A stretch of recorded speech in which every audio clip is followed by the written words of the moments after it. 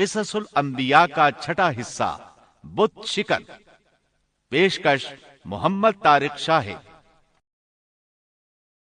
اب ہم آتے ہیں سیدنا ابراہیم علیہ السلام کے قصے کی طرف، لیکن اس سے پہلے یہ وضاحت کر دیں کہ سیدنا ابراہیم علیہ السلام کے واقعے کے ساتھ چند دوسرے انبیاء علیہ السلام کے واقعات بھی وابستہ ہیں، مثلا سیدنا لوط علیہ السلام کا واقعہ، اس لیے کہ یہ سیدنا ابراہیم علیہ السلام کے بھتیجے بھی ہیں اور ان کے پیروکار بھی۔ اسی طرح آپ کے صاحبزادوں سیدنا اسماعیل اور سیدنا اسحاق علیہ السلام کے واقعات ساتھ ساتھ چلتے ہیں۔